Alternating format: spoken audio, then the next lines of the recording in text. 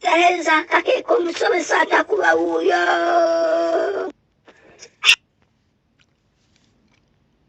Bannange temuntegeera bubi. Omusajja sinnamufuukira kyambika era saagala kumulemesa kuwasa. Bw'aba ayagala mutonteeka oba namukadaagudde embugubugu ekyo kiri gy'ali. Omusajja bw'aba ayagadde okuwasa waliwo ayinza okumutangira. Naye ayinza okuba ayunyabula wino. Kyala ayinza okufuukira enkonge n'akugendera ku muganga. N'akugaana ye nnyabo waliwo ayinza omutangira. Ani eyali azudde eddagala erivumula ennyonta? Mwami Ssebalamu temuvumbulanga ddagala. Jangu otubuulire. Yali azudde eddagala erivumula ennyonta. Mwami Mubiru Edi Musulo jangu otubuulire. Mwali muzudde eddagala erivumula ennyonta wuno mukyala abuuza. Oba eri enjala n'eryobusungu. Ate eri empalana y'omu mutima ani yali alizudde? Maama awo tewali yali alizudde. Akasana keememula mu biseera ebyekyeya. Enkuba neetonye mu myezi gya Togo. Mu ngeri y'emu abakazi baagala abasajja n'abasajja baagala abakazi. Ebyo bintu bya butonde. Ye nnyabo nkuwagira byo bya butonde. Nze okubeera ne mujja wange tekinnumya mutwe. Omukazi awalana mujja we ye kennyina aba mukazi wa bizibu. Abeera asoonooka ng'ekkovu nga yeebwalabwala ng'olugave. Dawino bweyubiramu ebyokunnimba kale tweyongere tulabe. Olukazi oluwalana mujja waalwo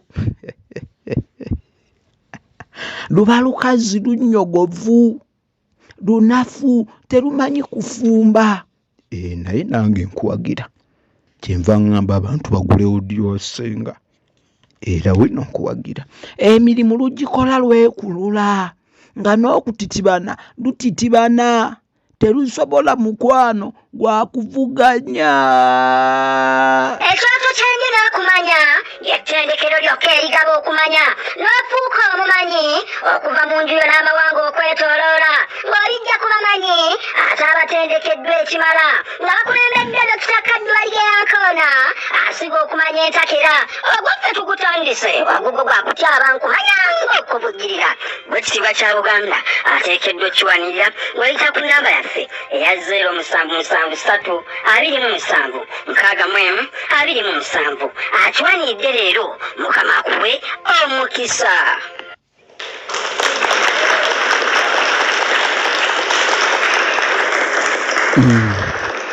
Bannakyoto nkomyewo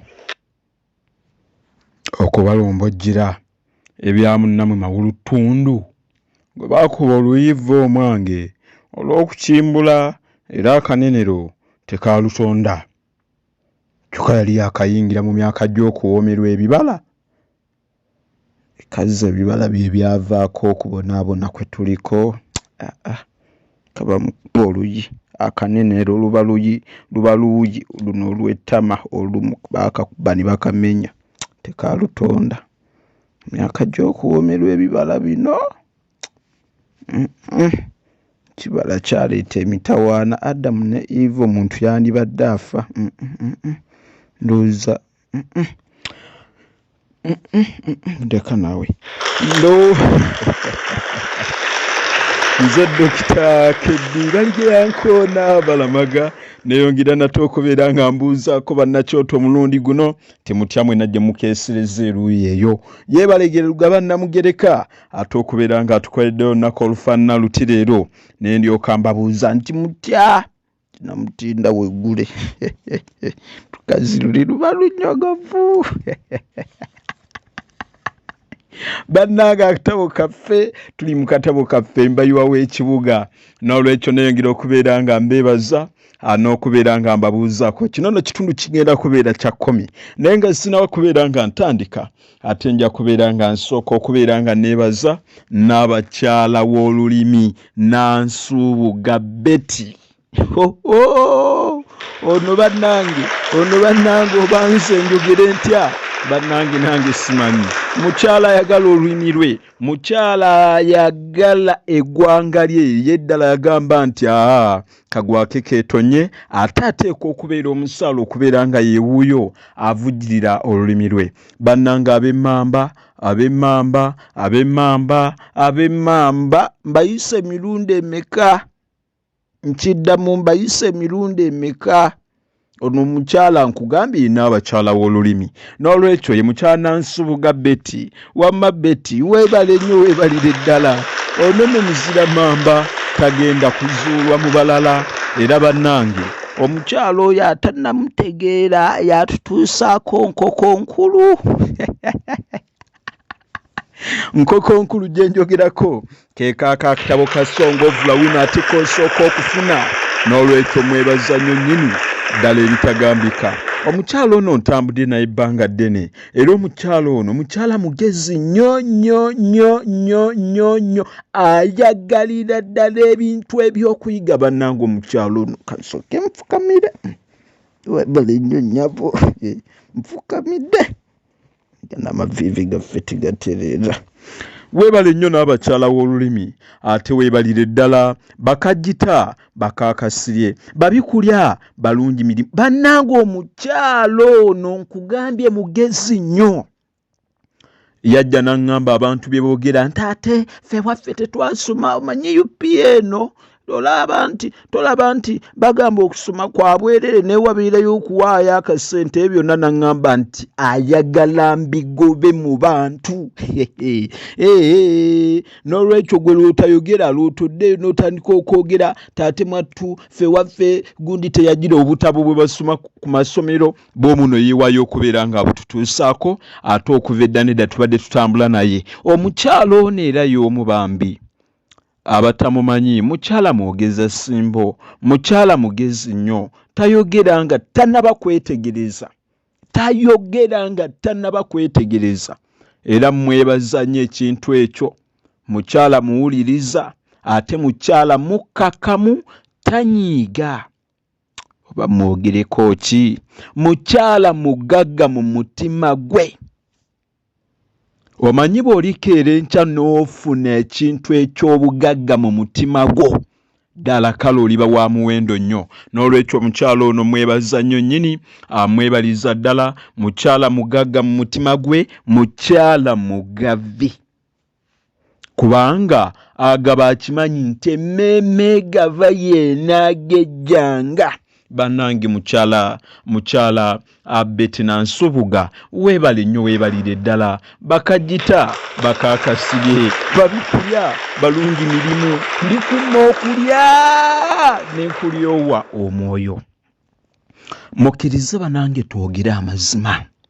Omuntu omugabi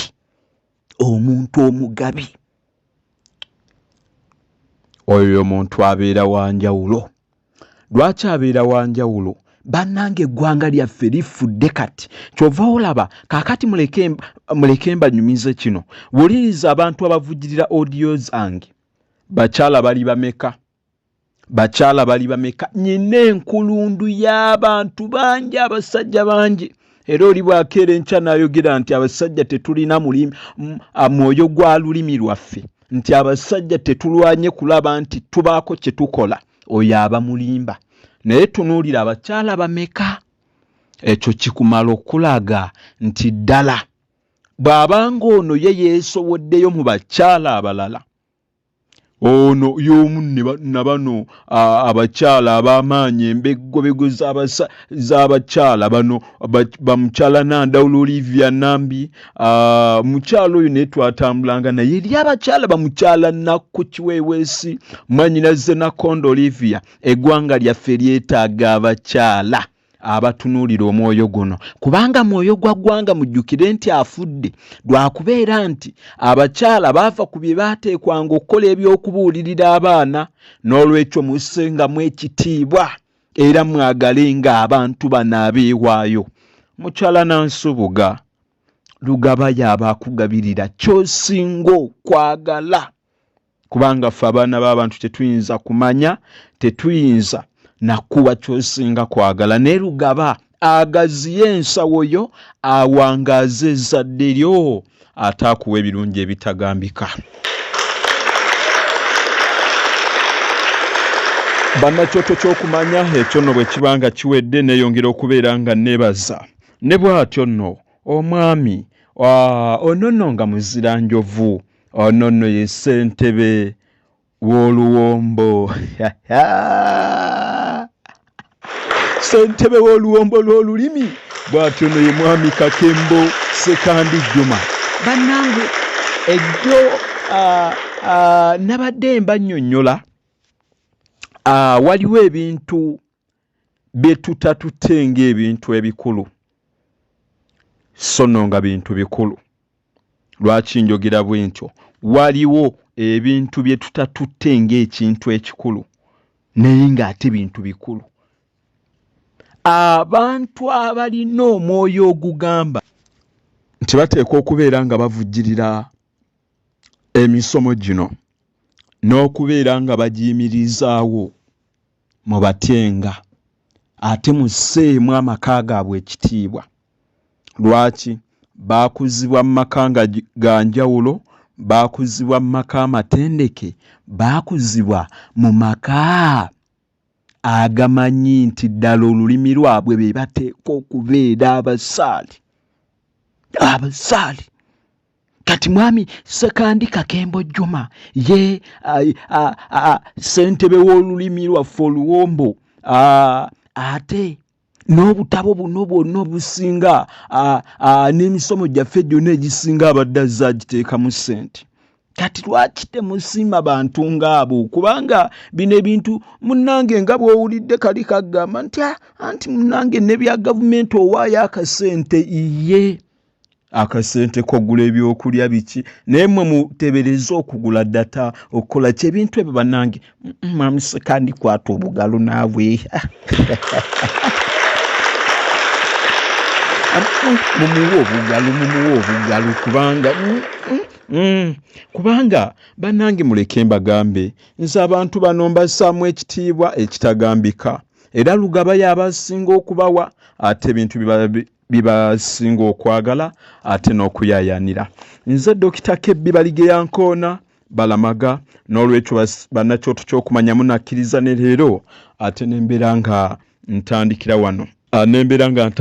Audio waffe olunaku olwaleero naye nga temwerabira tuli mu Luwombo. Bwe tubeera mu Luwombo Oluwombo lw'olulimi butereevu bumanya nti tuli mu katabo kaffe, n'olwekyo akatabo ako butereevu katuyambako okubeera nga twogiwaza obwongo bwaffe, kubanga nze mbagamba ndi mununuzi wa bwongo. Mutyanga omuntu eyeewaayo okulwanagana n'obwongo, muntyenga nze neewaayo okulwanagana n'obwongo ate ekintu ekitali kyangu. Bw'oba ng'owulira oyagala okukyusa obulamu bwo, gobereranga obutabo buno. Ebigambo bye twogera tokoma kubiwuliriza kyokka, biteeke mu nkola. Ojja kutandika okulaba nti obulamu bwo bukyuka. Odiyo ono emisomo gino gye gyokka egiyinza okukyusa obulamu bwo, naye tegiyinza kukyusa bulamu bwo ng'ebintu bye twogerako buli lunaku tobiteeka mu nkola. Kyova olaba abakugu bakugamba nti toyinza kuyiga ng'ebintu bino tobiteeka mu nkola. Kyova olaba nti abantu abavugirira odiyo wange be bamu era bakomawo ne babeera nga bavugirira. Lwaki? Babiteeka mu nkola, era bwe babissaamu ssente batandika okulaba enjawulo. Emisomo egyo oligijjawa? Obutabo buno twali twabulwa abantu ababutusomera, nenze neewaayo okulaba nti ndwanagana. Obutabo bwonna tujja kubusoma tujja kubusoma bwonna kubanga neetaaga abantu bonna abagoberera tweyongere okuyiga, tweyongere okubeera nga tugaziya obwongo bwaffe. Abo abazungu abalowooza nti bo lubeerera banaatutwalira mu nkwawa beerimbye.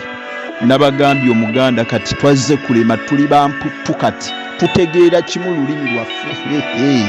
Omuzungu yaakagenda ewaabwe, yaakagendera ddala ewaabwe, twakoowa. N'olwekyo era nange kyenva mbakoola ne mbagamba nti temwerabira, tuli mu kaweefube ow'okubeera nga tukuŋŋaanya ssente, n'okubeera nga tusonda, n'okubeera nga tukuŋŋaanya ebitabo byonna ebyali amatendo. Bino nno tugenda kukola etterekero ly'ebitabo by'Abaganda, ebitabo ebituwa ebyafaayo byonna bye tugenda okunnyonnyolanga, ennono, engero zonna, ebisoko byonna na buli kintu kyonna olulimi Oluganda luli olw'edda. Oyo nno ye gwino gwennyenda ng'okubaleetera. Ate ne bannange obudde bwonna enkyukakyuka mu audios zaffe mubibeere nga mugirindirira nga mbaga mugenda okuwulira. Mbagamba nti ndi mununuzi, Yesu Kristo yafiirira bulamu n'olowooza nti nze siinunule lulimi n'okubeera nga nnunula obwongo bwaffe anaakulimba.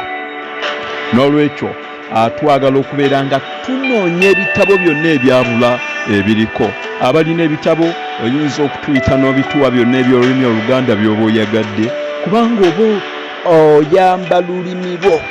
Tugenda kufuna mutereka giyite library mwe tugenda olitereka. Bagenda gitukolirako ku $50 ejja kubeera nene, ffina tugenda kugiraba. N'olwekyo abagenda otusonderako ssente, ate oyinza n'okutuwaayo mutereka endala. Twetaaga mutereka oba library nga 3 ezigenda otereka ebiwandiiko byonna, tuterekemu ebitabo.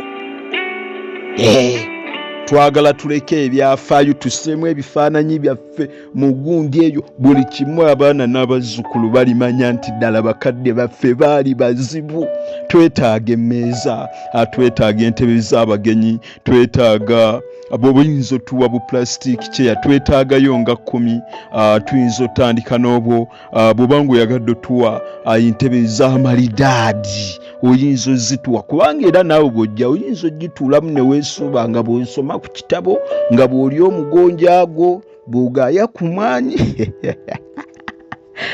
Alina luumu ey'oku oyinza ogitwa n'ogamba nti mupangisa luumu yiyo ngibawadde libirire etterekero lyaffe, etterekero ly'ekyoto oba etterekero ly'ebitabo by'Abaganda byonna oyinza ogituwa. Bw'oba ng'olina omwoyo, Abaganda ffe tulina omwoyo oguyambagana mu buli kintu, era ndi mukakafu tuteeka okugifuna. Woofiisi n'ogamba nti eyo ngikoledde kyoto, Dokita Kaddu gwe somesa bantu. N'olwekyo nja kweyanza nnyo. Oyinza okutuwa ebintu byonna. Gwe Buganda jjukira, ffe Buganda ate era ye gwe Buganda. N'olwekyo tuteeka okulwana n'olulimi lwaffe. Kyoyina kyonna kye tugenda okweyambisa mu woofiisi zaffe ze tugenda oggulawo, abeera nga okireeta. Abayinza otugulira kompyuta tusseemu ebiwandiiko. Bino ebintu si byange, by'abaana baffe, by'Abaganda. Kyova owulira nti etterekero ly'ebitabo by'Abaganda kitegeeza bw'oba oyina ebiwandiiko byonna by'onoonya ojja kujja ng'okeberemu okole fotokopi. Bw'oba oyina ebitabo manya byakigwa manyi. N'olwekyo abanaatuyambako n'abo abayinza otuyambako tufunira ku data tutambuze emisomo gino, abayinza otuyambako okulaba nti tukwatira ddala vidiyo eziwera, abayinza otuyambako mu bintu bingi nnyo. Oba abaagala okusiima mwene ennamba yange ngibawa eri 0773 ate 27 61 ngikuddiramu 0773 ate 27 61 akantu konna k'oteekako ba mutwalo oba mitwalo 2 oba emeka kajja tuyambira ddala. Kajja tuyambira ddala era naffe tujja kubeera nga tukola ogwaffe. Banakyo tukyokumanya mukirize mbeere nga ntandikira wano olunaku olw'enkya leero si lwakusatu, leero lwakusatu 11 leero 10 enkya 11 ekitegeeza ku Lwokutaano tuyinza okufuna ekyenjawulo era audio Olwokutaano nga 12 mubeere nga mumulindirira agenda kubeera nga abeeramu enkyukakyuka. Tuli mu gwa 11 guno nagwo guweddeko nsinga gidduka ebyo terwabadde lumu. Babikwano mukkirize mbeere nga ntandikira wano nafundikidde tugenda ku kitundu kya 11 naye okukojjukiza akatono.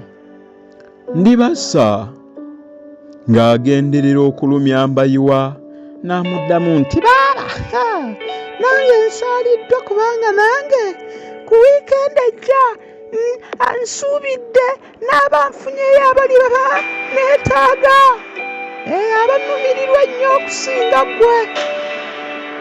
Olwo n'afuluma ng'alinga atafaayo so ng'ayagala kuwulira Mbayiwa kyaddamu alyoka ategeere oba nga akatego ke kakwasizza. Mbayiwa ng'ajjula nakukaaba amaziga n'addamu nti wetunsonyiwa nange sandyagadde kukwatira naye nawe wabakadde obamanyi kiwuka kiremerako abakadde obamanyi. Ndibasa yawujja omukono gwe ogwa ddyo ng'aguzza eri Mbayiwa n'ayogeza n'ekkabyo lingi nnyo nti sibamanyi. Neyeekandaga n'agenda n'aleka Mbayiwa ng'alozooleredde. Zanya n'omuwala yayagambye kuddingisa oyinza omumanya omukwano guluma omulizimu gwa Nankyawu mulondeke. Essuula ey'e11 egamba nti kyosiga kyokongola, kyosiga kyokongola. Kitundu kya 11 n'essuula ya 11. Katutandike. Naye owange kambuuze kino, naye owange kambuuzeemu kino ate. Obadde okimanyi nti okusinziira ku musaala Mbayiwa gwe yali afuna eppikipiki yamulemerera okuyimirizaawo? Mukadde ng'ani atakimanyi, ffe tetwamanya we yali akola, yali eteekwa yalema.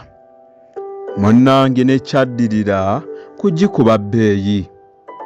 Sente ezaavaamu wuuyo awunduludde mwana ngatto, mpale, saati ziri ez'ebbeeyi.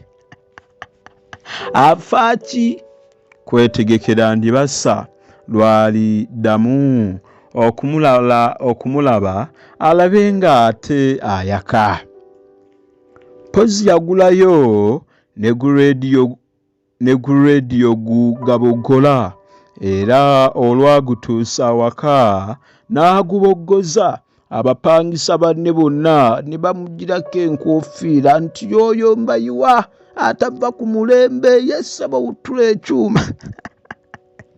Ekirungi ekyamuliko bwe yatunda pikipiki, sente z'amafuta n'endala zonna ze yajjanga yeewola ku $1 yazimusasula. Bwe yabalamu ng'asigazzaawo sente ensaamusaamu, wuuyo abassa essimu. Ndibasooliwa nzuuno jangu nkuweemu, yanguwa. Ekyo ani yali akigaanyi nga bakkaanya ku kifona ssaawa gye banaasisinkana. Essaawa ey'ekyemisana yali tennaba na kutuuka, Mbayiwa ne yeetegekera okusisinkana Ndibasa nate. Yasookera kugenda ku kiyiggo ne yeekebera mu ndabirwamu eyalimu yalino omusono gw'ogw'okukuba enviiri mu maaso awo yazisendangako n'aziza ku ddyo. Bwe yamala okukuba mu nviiri n'addamu kutereeza ettaayi. Wuuyo ku ngoye ze alabe nga tezimuyiwaayo mu maaso ga Ndibasa omukyalo omwambazi nga ki. Olwali okutuuka bw'ati ku Elite Hotel ne Ndibasa n'atutumbula. Baabo batuuse mu kisenge omuliirwa emmere, omuweereza abasimbye ekipande okula olukalala lw'emmere gye bafumbye koolwo. Ndibasa yalondamu emmere yali esinzaamu ebbeeyi gye yalagiriza. Bwe yawuliramu engeri y'akafansonyi kwe kweyogezaamu nti n'engeri gye ndagirizaamu emmere amangu gye nsabye teri expensive nnyo. Ko Mbayiwa nti lindako Ndibasa yayogera, lindako nvuga speed. Olwali okutuuka bw'ati ku Elite Hotel ne Ndibasa n'atumbula. Baabo batuuse mu kisenge omuliirwa emmere, omuweereza abasimbye ekipande okula olukalala lw'emmere gye bafumbye koolwo. Ndibasa alondamu emmere yali esinzaamu bbeeyi gye yalagiriza. Bwe yawuliramu engeri y'akafansonyi kwe kweyogeza nti n'engeri gye ndagirizaamu emmere amangu kyensabye teri expensive nnyo. Kyeyogeza kati kyogamba nti gwe tugiraba nti eri expensive.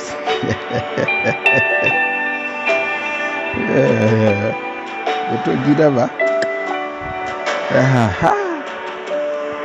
Ko Mbayiwa nti tafaayo, sente si bwe buzibu bwange, sente diriho. Ebigambo eby'ekikanga ekyo Ndibasa byali tebikyamwewuunyisa nnyo, kubanga yali abimanyidde kyenkana buli lunaku nga byogerwa abavubuka bangi abaamutwalangako mu bifo ebitali bimu okumuliisa n'okumunywesa. Omuwala omugamba nti sente diriho, buli lunaku ebiba byogera abamutwala. Kati ndowooza gw'olina mugamba sente tidiriho. Mu kaseera kano we yatunuulira mu bulago bwa Mbayiwa omwali akakuufu akalungi ennyo akatemagana. Awo kwe kulowooza nti ako baganzi be abalala be bakamutonedde. Ebbuba n'obusungu ne bimujjimba mu mmeeme ye, n'atunuulira Ndibasa nga yeebuuza ky'anaakolera okubuukabuuka kwe. Ndibasa n'amubuuza nti yange ontunuulidde nnyo. Mbayiwa n'awawamuka mu birowoozo n'abikkirira ku bubalagaze bwe yali awulira, n'amuddamu nti anti lwakuba nkwagala nnyo. Ko Ndibasa nti mwe abasajja bwe mutyo. Baali bakyalimu ebyo, omuweereza n'aleeta emmere ne balya. Mbayiwa ng'amaze okusasula baali baawukana ne balagaana okusisinkana akawungeezi bagende bombi mu kifaananyi. Lindako wano nga ntiddewo katusooke tute ekitundu kino. Mikwano olw'embeera eyinza okuddirira wano, simu nyinza ogikanyuga eri, mukkirize nsooke ekitundu kino nkite kubanga kansooke nkite tutandike eky'ekkumi 2-1